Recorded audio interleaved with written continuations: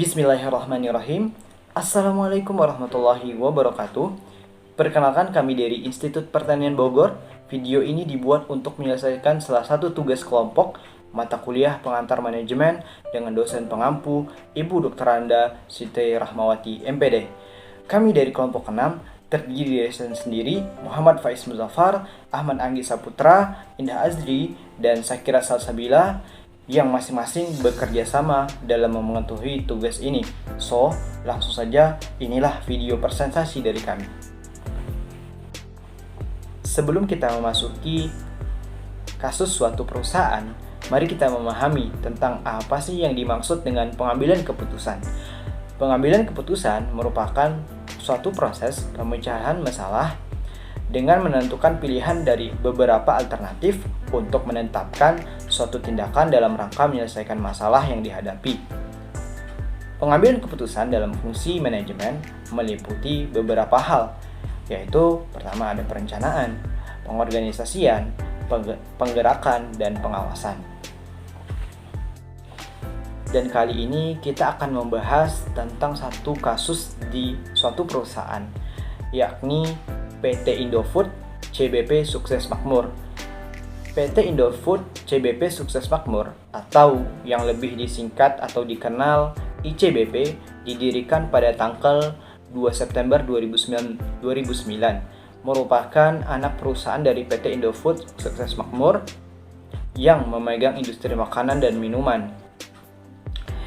CBP sendiri merupakan kependekan dari Consumer Branded Products, di mana produknya adalah barang-barang yang dijual langsung ke konsumen. Kantor pusat Indofood CBP berlokasi di Jakarta, sedangkan pabrik perusahaannya berlokasi di Pulau Jawa, Sumatera, Kalimantan, Sulawesi, dan Malaysia. Sebagian besar masyarakat Indonesia tentunya sudah tidak asing lagi dengan produk buatan Indofood CBP. Merek-merek tersebut antara lain produk mie instan seperti Indomie dan Sarimi yang lebih kita kenal. Kemudian ada produk dairy seperti ada Indomilk dan Milkwat. Kemudian ada produk penyedap makanan seperti bumbu racik ataupun Magic Lezat. Kemudian ada produk makanan ringan seperti Citato, kemudian Jits. Kemudian ada produk nutrisi dan makanan khusus seperti Promina dan Sun, yang lebih kita kenal makanan untuk bayi ataupun untuk anak kecil. Selanjutnya, kita akan membahas mengenai hubungan antara Indofood CBP, IFL dengan Frito-Lay. Indofood CBP mempunyai anak perusahaan dengan nama PT Indofood Frito-Lay Makmur atau IFL. IFL ini merupakan perusahaan patungan atau joint venture antara Indofood CBP dengan Frito-Lay yang merupakan sebuah perusahaan yang berafiliasi dengan PepsiCo Inc. Kedua perusahaan ini sudah bekerja sama selama lebih dari 30 tahun. IFL bergerak pada produksi makanan ringan ataupun snack. Merek-merek snack yang diproduksi oleh IFL diantaranya ada Chiki, Zets, Cheetos, Doritos, Lay's, Kitella, serta Citato. Selanjutnya, kami akan membahas studi kasus mengenai putusnya hubungan antara Indofood CBP dengan PepsiCo.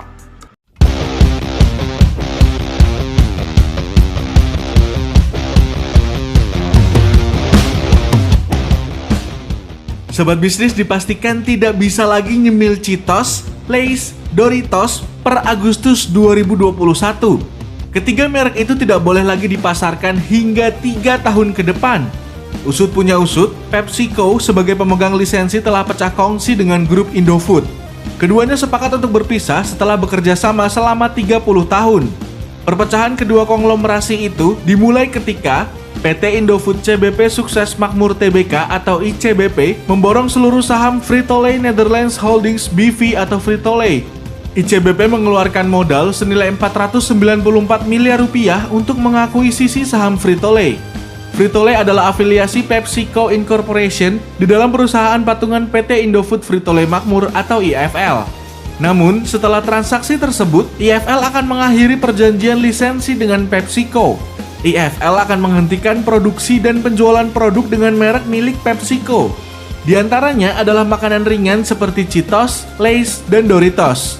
Namun di sisi lain, IFL atau Indofood melarang PepsiCo dan afiliasi untuk memproduksi, mengemas, menjual, memasarkan, atau mendistribusikan produk makanan ringan apapun di Indonesia yang bersaing dengan produk IFL selama 3 tahun. Kedepannya, PepsiCo akan terus menawarkan produk Quaker Oat di Indonesia. Namun, tampaknya PepsiCo enggan melepas pasar Indonesia. Sebab PepsiCo menilai Indonesia memiliki prospek industri makanan ringan yang kuat.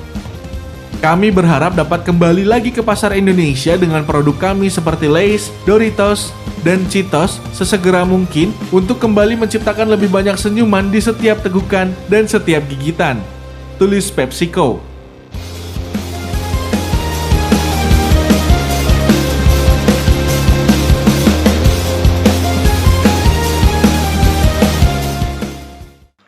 PT Indofood CBP resmi putus hubungan dengan PepsiCo pada tanggal 17 Februari tahun 2021. Hal ini terjadi setelah Indofood CBP membeli seluruh saham Frito-Lay pada IFL. Seiring dengan meningkatnya kepemilikan ICBP menjadi 99,99% yang awalnya merupakan 51% di IFL, maka perjanjian lisensi IFL dengan PepsiCo juga akan berakhir. Hal ini juga diiringi peraturan yang berupa Frito-Lay, PepsiCo, dan atau pihak afiliasi lainnya tidak boleh memproduksi, mengemas, menjual, memasarkan, ataupun mendistribusikan produk makanan ringan apapun yang bersaing dengan produk IFL di Indonesia selama 3 tahun sejak berakhirnya masa transisi. Karenanya, produk-produk dengan merek milik PepsiCo seperti Lay's, Doritos, dan Cheetos akan berhenti diproduksi dan dipasarkan. Penyudahan perjanjian ini akan dilakukan setelah IFL menyelesaikan semua proses persiapan, penghentian produksi, dan penjualan produk dengan merek milik PepsiCo dalam jangka waktu 6 bulan sejak tanggal transaksi. Berdasarkan studi kasus tersebut, dilakukan beberapa analisis mengenai pengambilan keputusan. Yang pertama adalah perspektif dalam pengambilan keputusan. Perspektif dalam pengambilan keputusan ICBP merupakan perspektif yang rasional. ICBP memandang keputusan yang diambil ini telah banyak dipertimbangkan dan telah didukung oleh fakta yang ada sebelumnya. Karenanya, ICBP membuat keputusan secara objektif dan logis. Selain itu juga, IFL telah mencapai sasaran yang jelas, yakni pasar yang dituju adalah masyarakat yang membutuhkan makanan ringan. ICBP telah mendeskripsikan dan mengelompokkan masalah ini dengan hati-hati dan mengidentifikasi seluruh alternatif yang mungkin. Dan akhirnya, ICBP melihat kemampuan yang besar pada IFL sebagai perusahaan yang bakal berkembang dan terus bertumbuh di masa yang akan datang. Hal ini disebabkan karena masih mendominasinya IFL pada masyarakat Indonesia dalam hal makanan dan minuman. Pembahasan selanjutnya mengenai tipe keputusan.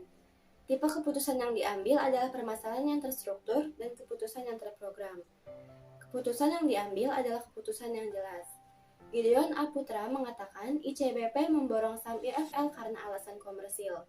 Ia menjelaskan bahwa perseroan memborong saham IFL sebab perusahaan tersebut potensi pertumbuhannya sangat bagus. Di sisi lain, merek-merek yang diproduksi oleh perusahaan IFL sudah merajai dunia pasar makanan ringan di Indonesia. Merek milik PepsiCo seperti Cheetos, Lay's, dan Doritos selama ini menyumbang sekitar 30% pendapatan dan laba IFL. Reputasi perusahaan IFL yang baik membuat ICBP yakin untuk membeli saham IFL. Tujuan yang jelas serta tahapan yang terstruktur membuat ICBP mengambil keputusan yang terprogram dan permasalahan yang terstruktur. Kondisi pengambilan keputusan. ICBP telah membuat keputusan yang tepat karena hasil dari seluruh alternatif keputusan sudah diketahui resikonya dan ketidakpastiannya sudah dipertimbangkan. ICBP mengatakan bahwa pertimbangan dan perkiraan membeli saham IFL adalah hal baik karena mempertimbangkan pentingnya kegiatan usaha makanan ringan di dalam portofolio perseroan mengingat potensi pertumbuhannya baik dan posisi perusahaan sebagai pemimpin pasar di kategori tersebut. ICBP mempertimbangkan penurunan laba akibat hilangnya konsumen pada produk PepsiCo. ICBP telah melakukan pertimbangan tentang kebutuhan kegiatan usaha makanan ringan demi tercapainya keputusan yang akurat. ICBP juga telah berada pada situasi yang memperkirakan kemungkinan yang terjadi dari pilihan alternatif keputusan tertentu. Gaya pengambilan keputusan dan tipe pengambilan keputusan. Perlu adanya gaya dan cara pandang yang rasional, logis, dan juga konsisten untuk kemudian keputusan diambil. Dan itu pula lah yang telah dilakukan ICBP. Pengambilan keputusan yang mempertimbangkan bahwa IFL memiliki pertumbuhan yang naik adalah sebuah pertimbangan yang logis dan tepat.